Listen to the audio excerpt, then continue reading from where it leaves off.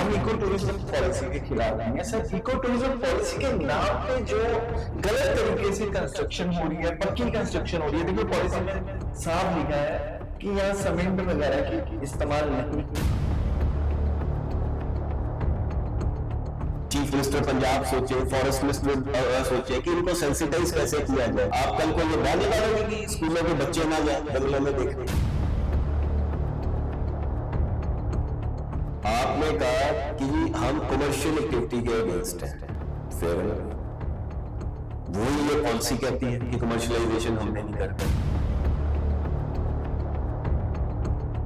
आप यही कह रहे हो ना कि साहब ये कमर्शियल एक्टिविटी कैसे चल रही है। आप फार्म हाउसेस काट रहे हैं, फार्मिंग तो कर नहीं रहे।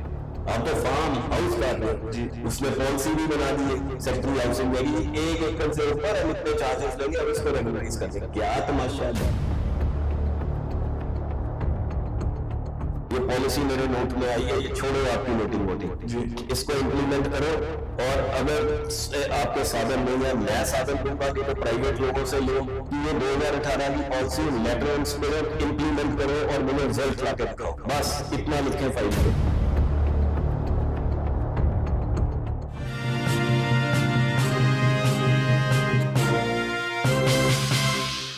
भारत सरकार की ministry environment, forest and climate change द्वारा सन 2018 में एक इको टूरिज्म पॉलिसी लाई जाती है ताकि जो स्टेक होल्डर हैं, वन्य क्षेत्र में रहने वाले लोग हैं, उनकी आय में वृद्धि की जाए। तो ये क्या है पॉलिसी? ये इस पॉलिसी को अच्छे तरीके से जानने के लिए आज हम पहुंचे हैं पूर्व director state forest research institute Harsh Kumar ji के पास। आइए उनसे जानते हैं कि क्या है ये पॉलिसी, कैसे लोगों को इसका फायदा हो सकता है। हर्ष कुमार जी, पहले तो स्वागत है आपका हमारे चैनल में। Thank you. हर्ष जी, ये पॉलिसी क्या है जो इको टूरिज्म पॉलिसी है, इसमें क्या क्या कर सकते हैं लोग? देखो, ऑल ओवर द वर्ल्ड जो हमारा ग्लोब है, जिसके जंगल है, उसमें लोग जाएं, वन्य प्राणियों को देखें, जंगल को निहारें। उसी के लिए इको टूरिज्म पॉलिसीज बनाई जाती हैं, मैंडेट बनाए जाते हैं कि ताकि लोगों को एनकरेज किया जाए। और लोग जब एनकरेज होते हैं, वो जो पैसे वहां खर्चते हैं, तो जिन लोगों की जमीनें होती हैं या जो लोग वहां लेबर का काम करते हैं, उनको एम्प्लॉयमेंट मिलती है और जमीन वाले की आय में वृद्धि होती है। इसके लिए जो कम्युनिटीज होती हैं, जो उनके आसपास रहती हैं, जंगलों के आसपास, उनको फायदे होते हैं। उनमें कोई इको टूरिज्म के गाइड्स बन जाते हैं। किसी को कोई वहां कोई घर बना रहा है, उसको कोई मजदूरी मिल जाती है, कोई मिस्त्री आ जाता है, कोई छोटी मोटी सड़क बन जाती है, कोई टावर्स बन जाते हैं, मचान्स जिसको आप कहते हो, कोई वाटर होल्स बनाता है ताकि आके जो जानवर पानी पिए, सॉल्ट लेक्स रखता है। तो उससे इकोनॉमिक एक्टिविटी ऐसे बढ़ती है जिसमें हमारा संरक्षण भी रहे, हमारे वन्य प्राणी को कोई हार्म ना हो और लोगों को मैक्सिमम पैसे इसके मिल जाए।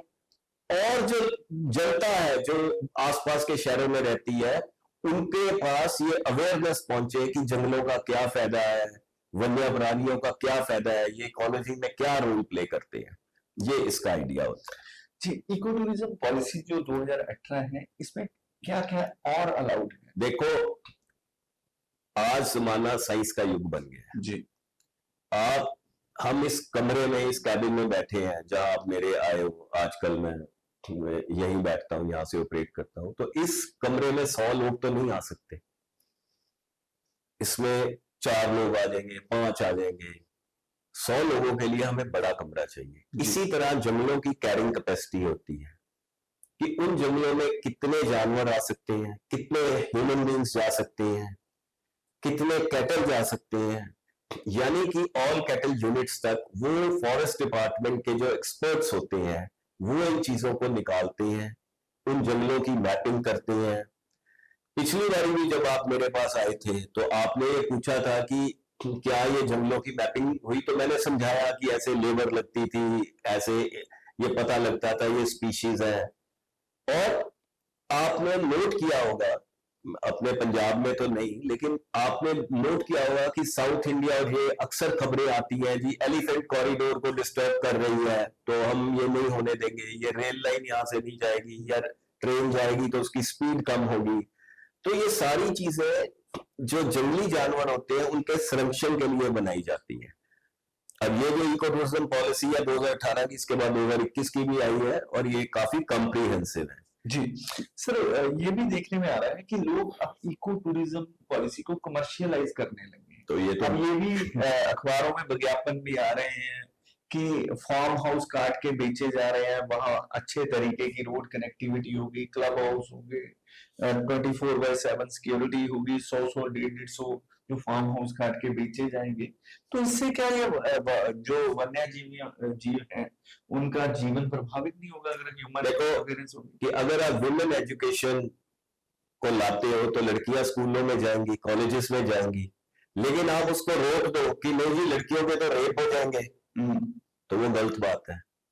इको टूरिज्म आप करो, कमर्शियलाइजेशन तो जिन एरियाज का आप बात कर रहे हो उसमें वैसे ही बैन है, सुप्रीम कोर्ट ने बैन की हुई है। इवन जो एरियाज फॉरेस्ट में नहीं है, डीलिस्ट हो गए हैं फॉरेस्ट से, वहां भी कमर्शियल एक्टिविटीज बैन है जी।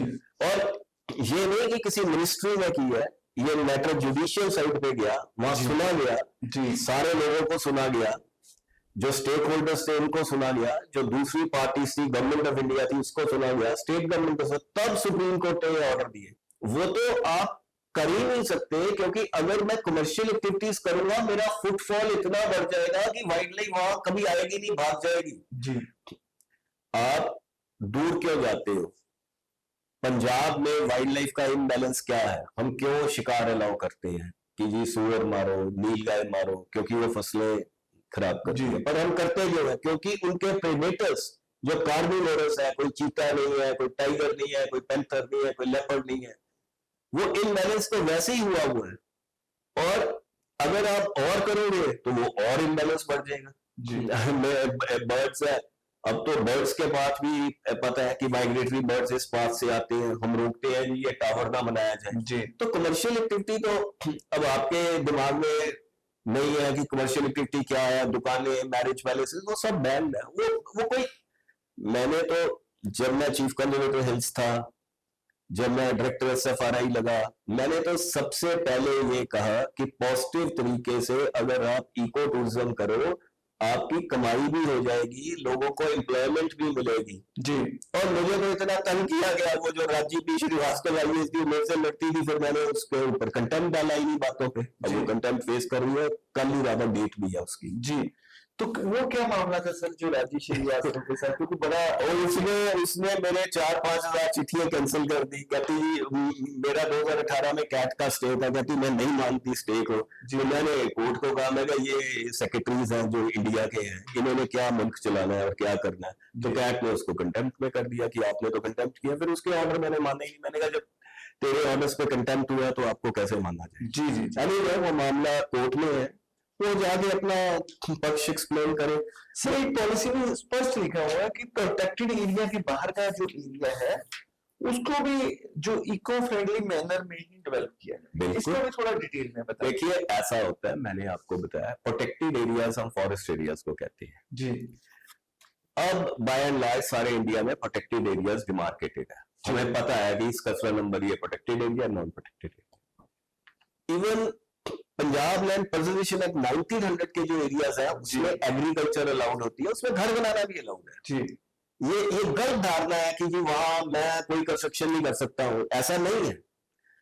इवन जो ये इकोदाम तोड़ा है, ये विकास गवर्नमेंट पार्टी ने जो IAS ने, इन्होंने गलत तोड़ा है, इनको समझ ही नहीं आता। ये डिमार्केट करें, उसको कहें भैया ये चीज तेरी प्रोटेक्टेड एरिया के आउटसाइड है, तो हमें बता कि तूने इको फ्रेंडली मैनर में क्या किया, क्या इको फ्रेंडली मटेरियल लगाए हैं, क्या जो तूने होम स्टे बनाया है वो इसलिए बनाया है कि तूने ऊपर कोई पाथ्स बनाए हैं जिसपे जाके लोग वाइल्ड लाइफ देखें, क्या किया है?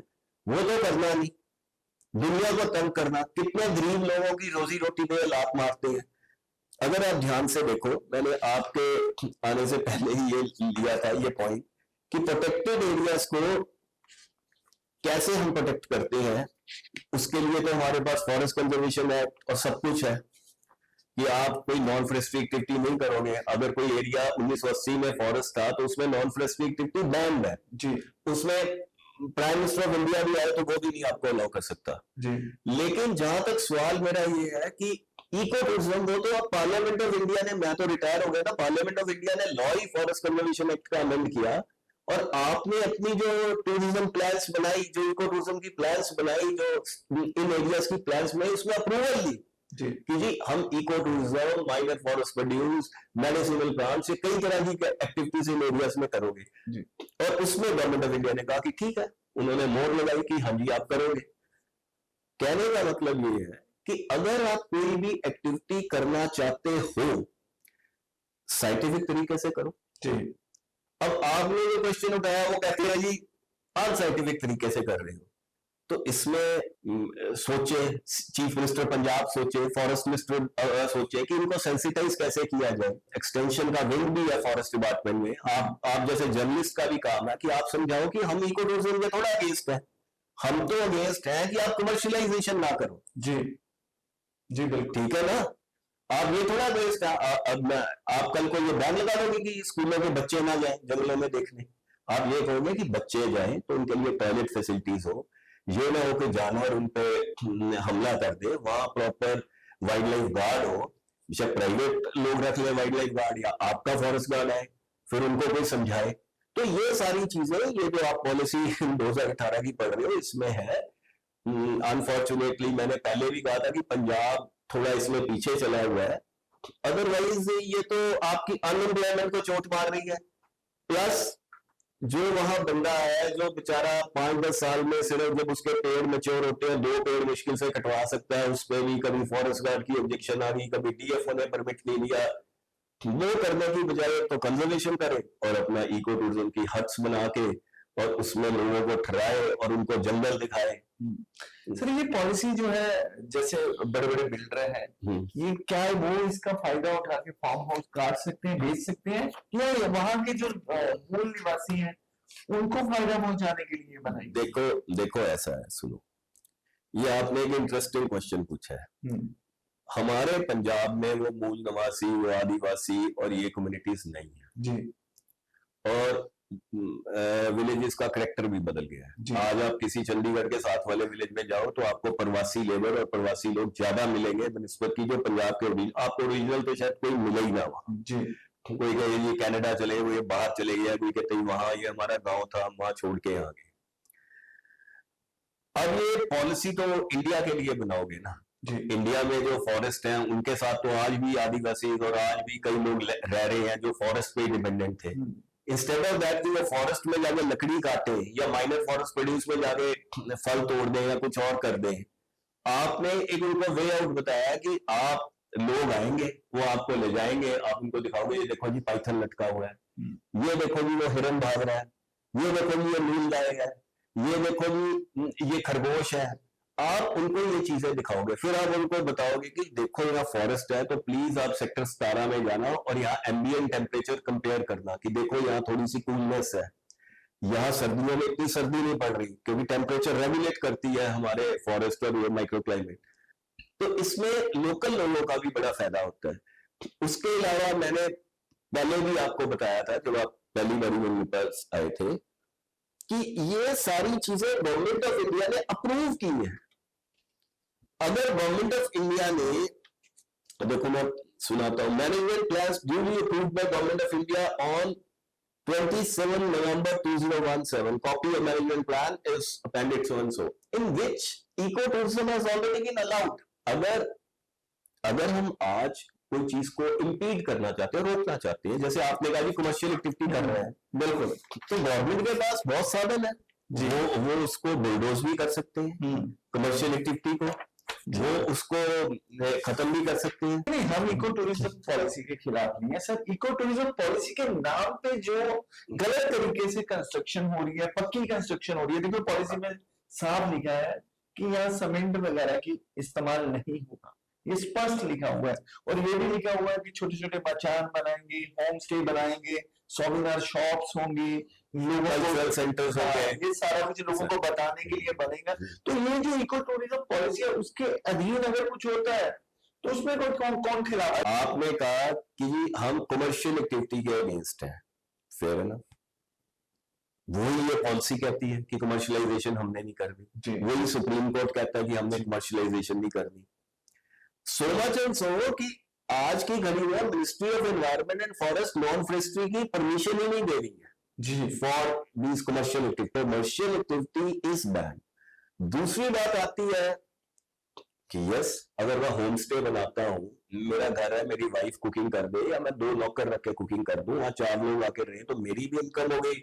वो जो लोग आए हैं उनको भी नेचर से प्यार है। कर्नाटका, केरला, कितने ही होम स्टे हैं, तमिलनाडु, कितने ही होम स्टे हैं। सवाल कहां आता है कि क्या कैरिंग कैपेसिटी आपने निकाली जी क्या उसकी असेसमेंट की?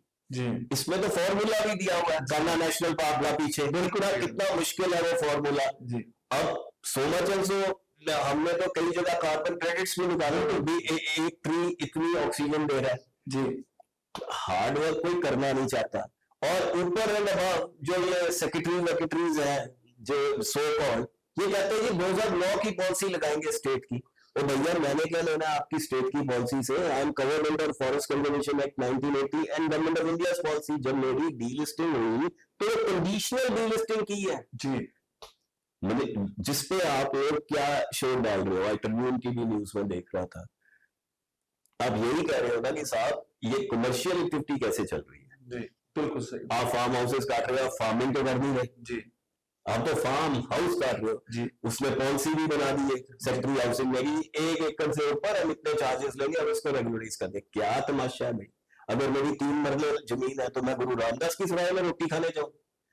होना ये चाहिए वो कहे जी मैं 3 मरले वाले का भी इंटरेस्ट देख रहा हूं, इनके लिए कोई फ्लैट्स बनाएंगे, कोई टावर बनाएंगे, जो इनकी जमीन को कंसोलिडेशन करके कोई वहां पार्क बना देंगे, नेचर पार्क बना देंगे, कुछ और करेंगे, कोई इन्वायरमेंट के स्कूल बना देंगे। अब यहाँ ही कोई आईएएस था, छत्तीस वाला था, उसने मेरे पास आया, कहता सर आप मुझे इन्वायरमेंट और इकोलॉजी का सिलेबस बना के दो जी और मैं यहाँ स्कूल खोलूंगा इन्वायरमेंट इकोलॉजी। तो बहुत अच्छी बात है।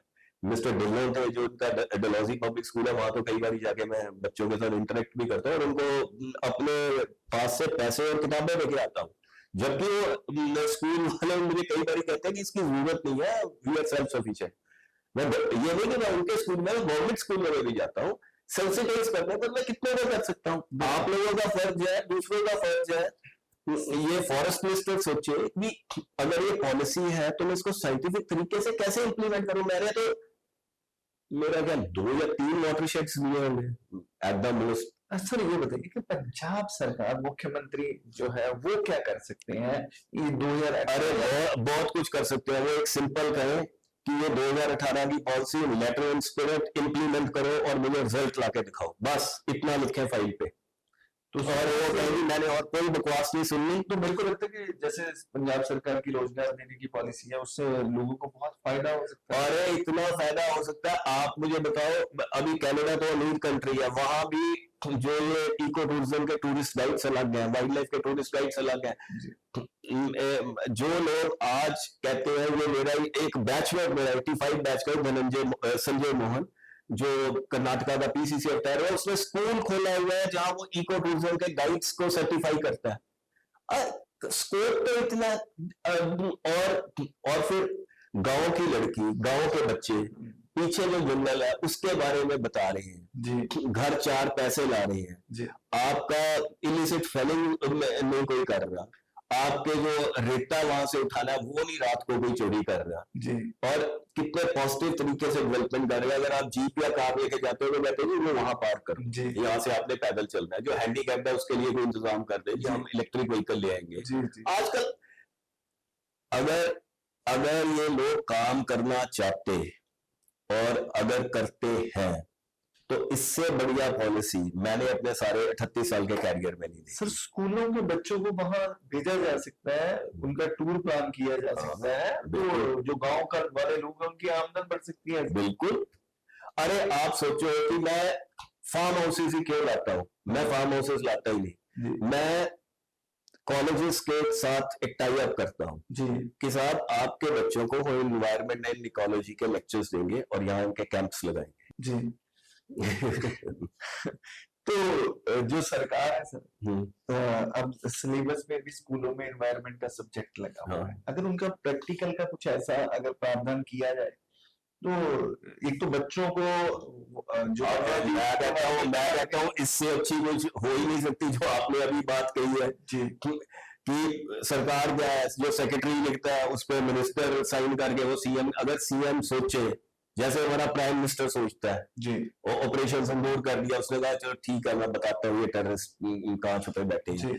अगर सरकार सोचे, सीएम सोचे, मिनिस्टर सोचे, वो कहता नहीं ये पॉलिसी मेरे नोट में आई है, ये छोड़ो आपकी नोटिंग जी इसको इम्प्लीमेंट करो, और अगर आपके साधन नहीं है मैं साधन दूंगा, नहीं तो प्राइवेट लोगों से लो, इसको इम्प्लीमेंट करो जी तो फिर देखो क्या मैं कितना फर्क। अब आप मेरी बात सुनो, लेट अस से कि आप यहां से कर्नाटका के जंगल में चले जाते हो जी आपको पहली बात तो एलिफेंट कॉरिडोर समझ ही नहीं आएगा जी आपको पता ही नहीं होगा कि इसकी विड्थ कितनी करनी है जी फिर आपको ये नहीं समझ आएगा कि मैं ये जो एलिफेंट कॉरिडोर अगर मैं प्रायोरिटी देता हूं तो मैं इसके अंडर पासेस बनाऊं, ओवर पासेस क्या करूं, या मैं ट्रैफिक को इम्पीड करूं। अगर आप यहाँ के कंडी के जंगलों में जाते हैं तो जो लोकल गांव वाला होता है उसको तो बहुत नॉलेज वैसे ही होती है क्योंकि बचपन से वो वहां बड़ा हुआ है, तो वो बताएगा नहीं जी ये तो फलाई का पेड़ है, इसकी तो लकड़ बड़ी मजबूत होती है, उसका इतना ही कहना काफी है। बाकी तो सिल्वीकल्चरिस्ट फॉरेस्टर्स हमारे जैसे बैठे ही हुए हैं कि उसको साइंटिफिक रंग देते हैं जी लेकिन आप ये देखो कि अवेयरनेस कितनी बढ़ेगी। जी आज मुझे आज सवेरे ही किसी का फोन आया, कहते जी ये पॉलिसी तो इन्होंने बना दी ये हाउसिंग वालों ने, और ये पानी कहाँ से आएगा। मैंने कहा ये जो मोहम्मद तुगलक बैठ के दफ्तरों में पॉलिसीज बनाते हैं ये कभी सोचे तो सही, कभी कंडी में जाए तो सही, उनकी गरीबी देखें, फिर देखें कि क्या साधन मेरे पास अवेलेबल है। पानी संरक्षण करो, अब चेक डैम्स लगा लो, पानी पानी है आपका, पर्च, टोलबा, यू नेम इट, जहां उन्होंने डैम्स लगाए वहां पौंडेज आ गई, मिर्जापुर में आ गई, कहीं पौंडेज आने से उसके पीछे बैम्बू वैसे ही आ गया, बैम्बू की प्लांटेशन आ गई, अब पानी अवेलेबल हो गया, one life time irrigation available होगी।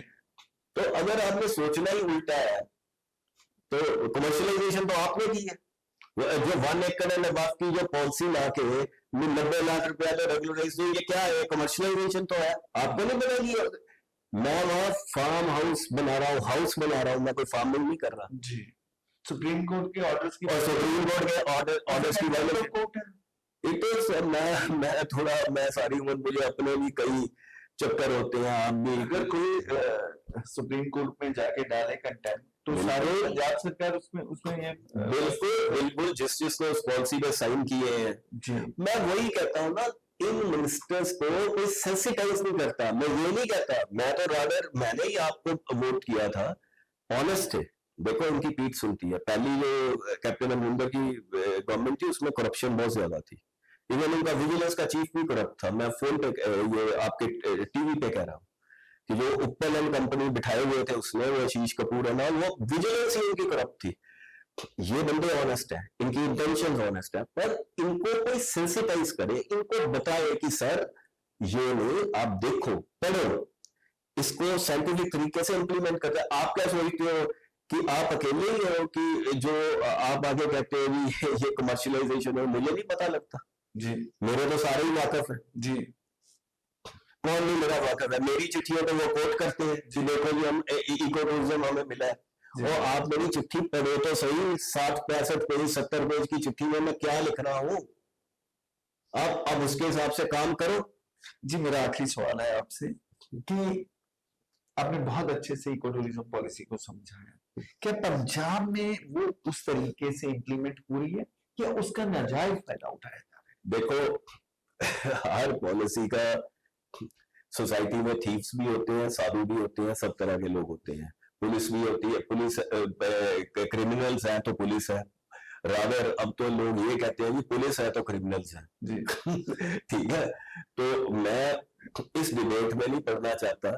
आप कहोगे जी रोड में वायलेशन हो रही है, दूसरा आएगा भी नहीं हो रही है, ये तो जो वहां का डीएफओ है जो फॉरेस्ट गार्ड है, डीएफओ भी क्या है, डीएफओ तो बड़ी ऊंची चीज होता है, वो तो सारा दिन दफ्तर में होगा, रेंज अफसर है, फॉरेस्टर है, फॉरेस्ट गार्ड है, अगर वो ही सेंसिटाइज नहीं है, अगर वो कहता है देखो ये सर आओ मेरे साथ, ये कितना बढ़िया होम स्टे इसने बनाया है, इसके साथ इसके पास में सर आओ चले, ये देखो इसने रजिस्टर लगाया कि ये साइटिंग्स आई है, ये ट्रैप कैमरास लगाए हैं, क्योंकि जिसमें एक मुझे था यहाँ, ये गुरमीत संधू का है, कोई उसका नाम मैं भूल रहा हूँ, उसने मुझे ट्रैप कैमरास भी दिखाए थे जो पल्लन बोले सुखबीर बादल के रिजॉर्ट के पीछे लगे हुए थे, उसमें उसने कहा एक बारी लेपर्ड भी हमने देखा है। तो आप ऐसे काम करने वाले को तो करें, उसको कुछ नहीं तो उसको कोई ट्रॉफी दे देते, ट्रॉफी नहीं तो उसको एक कप ही दे देते कि चलो यार तूने ट्रैप कैमरा लगा के कुछ बताया। ये कमर्शियलाइजेशन तो गलत है।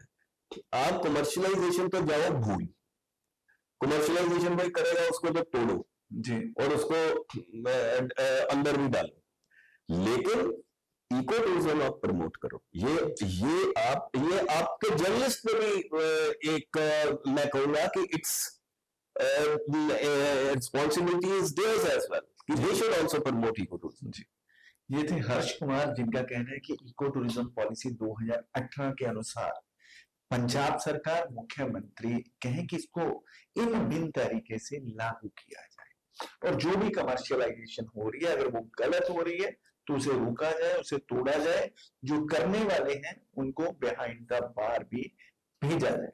देखते हैं कि पंजाब सरकार इको टूरिज्म पॉलिसी को कैसे लागू करती है और जो इस पॉलिसी का नाजायज फायदा उठा रहे हैं उनके खिलाफ क्या कार्रवाई करती है, ये तो आने वाला समय बताएगा। दर्शकों, मुझे और हर्ष कुमार जी को दीजिए इजाजत। नमस्कार।